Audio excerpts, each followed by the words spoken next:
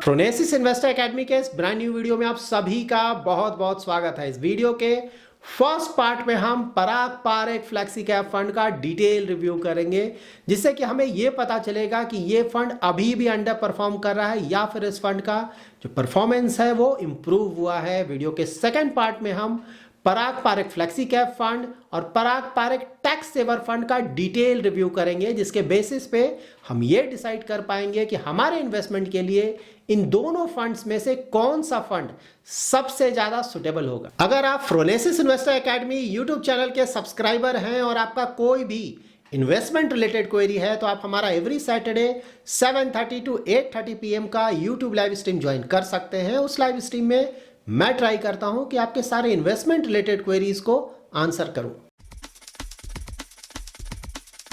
सबसे पहले हम पराग पारेख फ्लेक्सी कैप फंड का पास्ट परफॉर्मेंस चेक करते हैं। तो यहां पे हम तीन चीजें चेक करेंगे।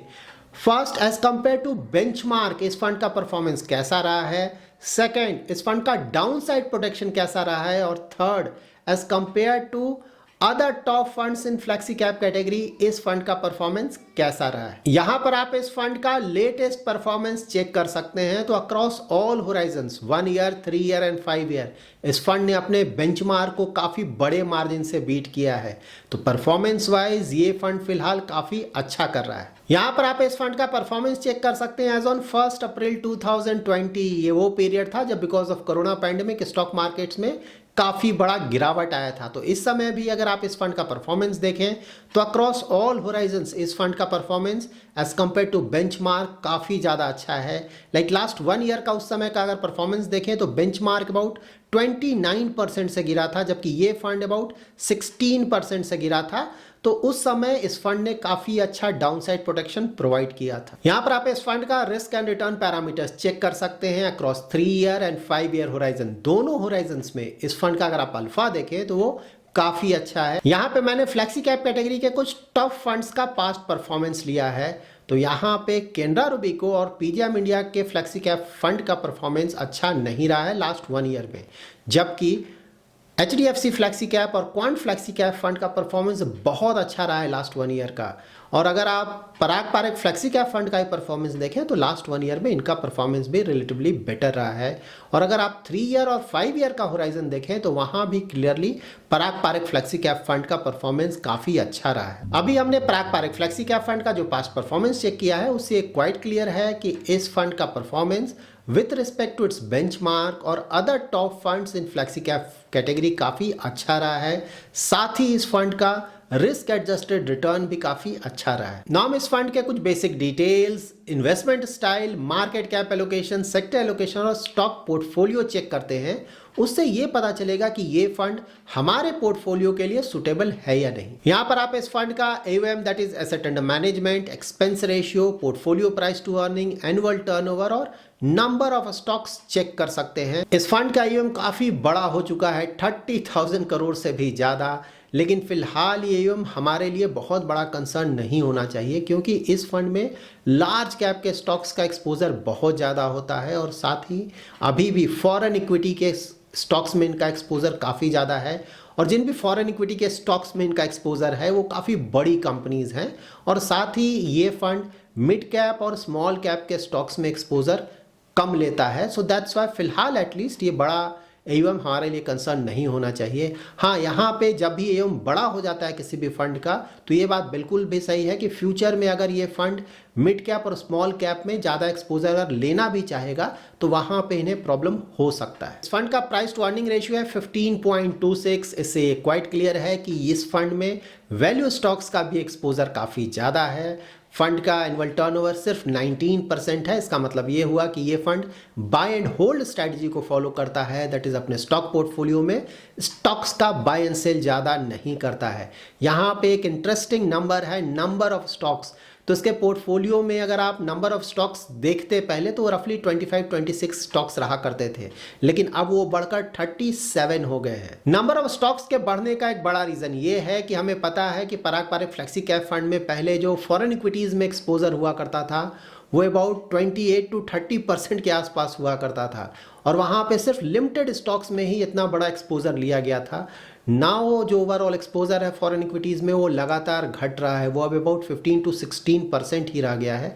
तो वो जो इंक्रीमेंटल पैसा है वो इंडियन इक्विटीज़ में ही इन्वेस्ट हो रहा है और दैट्स वाई इनका अगर आप नंबर ऑफ स्टॉक्स देखें तो वो पहले से काफ़ी ज़्यादा हो गया। यहाँ पर आप इस फंड का मार्केट कैप एलोकेशन चेक कर सकते हैं। तो लार्ज कैप में एक्सपोजर काफ़ी बड़ा है 56% का, फॉरेन इक्विटी होल्डिंग अभी भी 16% के आसपास है जो कि अभी भी काफ़ी ज़्यादा है। मिड कैप और स्मॉल कैप में इनका एक्सपोजर ज़्यादा नहीं है। इस फंड के सेक्टर एलोकेशन में फाइनेंशियल स्टॉक्स में इनका एक्सपोजर काफ़ी ज़्यादा है, अबाउट 29% का। साथ ही इन्होंने सर्विसेज और टेक सेक्टर में भी अच्छा खासा एक्सपोजर लिया हुआ है। यहाँ पर आप पराग पारेख फ्लेक्सी कैप फंड का स्टॉक पोर्टफोलियो चेक कर सकते हैं। तो अगर आपने कुछ महीने पहले भी इस फंड का स्टॉक पोर्टफोलियो चेक किया होगा तो आपको वहां से क्लियरली पता चलेगा कि इनके स्टॉक पोर्टफोलियो में एटलीस्ट टॉप होल्डिंग्स में चेंजेस नहीं है, मोर और लेस सेम स्टॉक्स हैं। तो यहाँ पे इन्होंने HDFC, ITC, Bajaj holdings, ICICI, HCL और एक्सिस बैंक में काफ़ी बड़ा एक्सपोजर लिया है। फॉरेन इक्विटी होल्डिंग में इनका एक्सपोजर है माइक्रोसॉफ्ट, अल्फाबेट जो कि गूगल की पेरेंट कंपनी है, अमेजॉन, मेटा और साथ ही नीचे के अगर स्टॉक्स को चेक करेंगे तो वहाँ पे आपको सुजुकी मोटर कॉर्पोरेशन में मिल जाएगा। वहाँ पे इनका एक्सपोजर अबाउट 0.55% का है। सो ओवरऑल फॉरेन इक्विटीज़ में इनका एक्सपोजर अबाउट 16% के आसपास है। इस फंड ने PSU स्टॉक्स में भी 10% प्लस का एक्सपोजर लिया है, लाइक कोल इंडिया, पावर ग्रिड, और अगर आप नीचे के स्टॉक्स को चेक करेंगे तो वहाँ पे आपको NMDC भी मिल जाएगा, उसमें इनका एक्सपोजर अबाउट 1% के पास आसपास है। अभी तक इस वीडियो में हमने पराग पारेख फ्लेक्सी कैप फंड के बारे में डिटेल में जान लिया है। अब हम वीडियो के सेकंड पार्ट में पराग पारेख फ्लेक्सी कैप फंड और पराग पारेख टैक्स सेवर फंड का डिटेल कंपैरिजन करेंगे और उसके बेसिस पे हम ये डिसाइड कर पाएंगे कि इन दोनों फंड्स में से कौन सा फंड हमारे पोर्टफोलियो के लिए ज्यादा सुटेबल होगा। यहां पर आप इन दोनों फंड्स का पास्ट परफॉर्मेंस चेक कर सकते हैं। तो 1 ईयर होराइजन में पराग पारेख टैक्स सेवर फंड का परफॉर्मेंस ज़्यादा अच्छा रहा है, जबकि 3 ईयर होराइजन में अभी भी पराग पारेख फ्लेक्सी कैप फंड का परफॉर्मेंस थोड़ा ज़्यादा अच्छा है। यहाँ पे इंपॉर्टेंट ये है कि इन दोनों ही फंड्स का जो बेंचमार्क है वो सेम है और इनका बेंचमार्क है निफ्टी 500। यहाँ पर आप इन दोनों फंड्स का risk and return parameters check कर सकते हैं। Parag Parikh tax saver fund एक नया फंड है, दैट्स वाई इसका 5 ईयर का डिटेल्स अवेलेबल नहीं है। 3 ईयर में इस फंड का अल्फा ज़्यादा रहा है और साथ ही शार्प रेशियो भी थोड़ा ज़्यादा रहा है। इसका मतलब ये हुआ कि इस फंड ने रिलेटिवली ज़्यादा अच्छा रिस्क एडजस्टेड रिटर्न जनरेट किया है, ऑल्दो डिफरेंस कोई बहुत ज़्यादा नहीं है। यहाँ पर आप इन दोनों फंड्स का कुछ बेसिक डिटेल्स चेक कर सकते हैं। तो यहाँ पे अगर आप AUM कंपेयर करें तो दोनों में बहुत ज़्यादा डिफरेंस है। पराग पारेख टैक्स सेवर फंड का AUM अभी भी काफ़ी ज़्यादा छोटा है, एक्सपेंस रेशियो में ज़्यादा डिफरेंस नहीं है। इन दोनों का पोर्टफोलियो प्राइस टू अर्निंग और एनुअल टर्नओवर में भी ज़्यादा डिफरेंस नहीं है। Portfolio price to earning almost same है, जबकि annual turnover Parag Parikh tax saver का और भी कम है। मतलब ये फंड कुछ ज़्यादा ही बाय एंड होल्ड स्ट्रेटजी को फॉलो करता है और अपने स्टॉक पोर्टफोलियो में काफ़ी कम चेंजेस करता है। इन फंड्स का अगर आप मार्केट कैप एलोकेशन चेक करेंगे तो यहाँ पे पराग पारेख टैक्स सेवर फंड में लार्ज कैप के स्टॉक्स में थोड़ा ज़्यादा एक्सपोजर लिया गया है और साथ ही स्मॉल कैप के स्टॉक्स में भी थोड़ा ज़्यादा एक्सपोजर लिया गया है। ये ज़्यादा एक्सपोजर इसलिए लिया गया है क्योंकि इस फंड में फॉरेन इक्विटी का एक्सपोजर बिल्कुल भी नहीं है। तो वो जो भी पोर्शन पराग पारेख टैक्स सेवर का फॉरेन इक्विटी में जा रहा है वहाँ यहाँ पे वो एक्सपोजर लार्ज कैप में थोड़ा जा रहा है और थोड़ा स्मॉल कैप में जा रहा है। यहाँ पे इंपॉर्टेंट ये भी है कि इन दोनों फंड्स का अगर आप ओवरऑल इक्विटी एक्सपोजर देखें तो वो अभी भी थोड़ा कम है।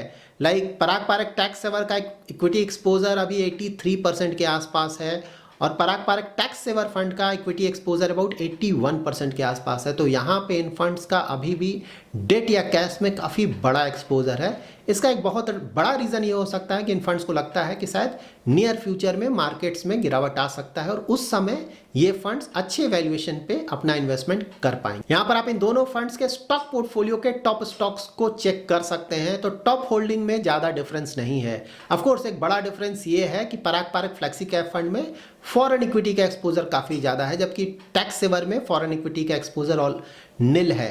तो इसके अलावा जो भी टॉप होल्डिंग्स हैं वो ज़्यादातर सेम है और इसीलिए अगर आप इन दोनों फंड्स का पोर्टफोलियो ओवरलैप देखें तो वो 71% है। तो यहाँ पे अगर आपको इन फंड्स में अपना इन्वेस्टमेंट करना है तो ध्यान रखें कि सिर्फ एक ही फंड में अपना इन्वेस्ट करें। इन्वेस्टमेंट करें, क्योंकि दोनों फंड में इन्वेस्टमेंट करने का कोई मतलब नहीं है, क्योंकि पोर्टफोलियो ओवरलैप बहुत ज्यादा है। इस वीडियो में अभी तक हमने जो भी डिटेल्स चेक किया है उससे हमें क्या पता चलता है, पराग पारेख फ्लेक्सी कैप फंड अभी भी एक बहुत अच्छा फंड है। हमने जो भी पास्ट परफॉर्मेंस चेक किया है या फिर जो भी इसका इन्वेस्टमेंट स्टाइल या फिर market cap allocation, sector allocation और स्टॉक पोर्टफोलियो चेक किया, उन सभी डिटेल्स के बेसिस पे ऑफ कोर्स ये लगता है कि ये फंड एक टॉप क्लास का फंड है। और जब हमने इनका डिटेल कंपैरिजन किया था पराग पारेख टैक्स सेवर फंड के साथ, तो ऑफ कोर्स नियर फ्यूचर में ऐसा लगता है कि पराग पारेख टैक्स सेवर फंड का परफॉर्मेंस ज़्यादा अच्छा रहा है।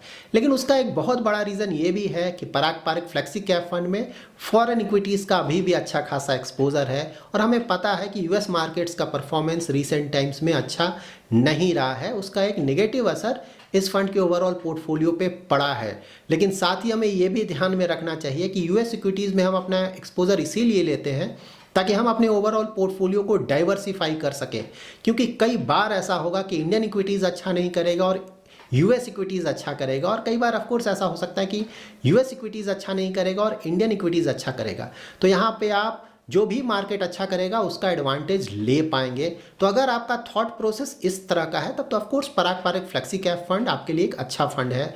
और अगर आप इस तरह का थॉट प्रोसेस नहीं रखते हैं, आपको सिर्फ इंडियन इक्विटीज़ में अगर टोटल इन्वेस्टमेंट है तो वो भी चलेगा। In that case of course आप पराग पारेख टैक्स सेवर फंड को कंसिडर कर सकते हैं। यहाँ पे आप ध्यान रखें कि इन दोनों का बेंचमार्क सेम है, इन्वेस्टमेंट स्टाइल में भी डिफरेंस नहीं है और साथ ही पोर्टफोलियो भी ऑलमोस्ट सेम है। तो सिर्फ यहाँ पे जो डिफरेंस है वो है फॉरेन इक्विटीज़ का।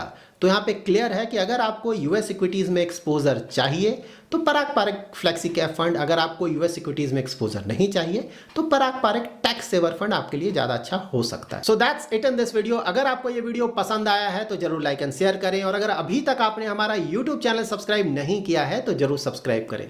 Thanks lot for watching.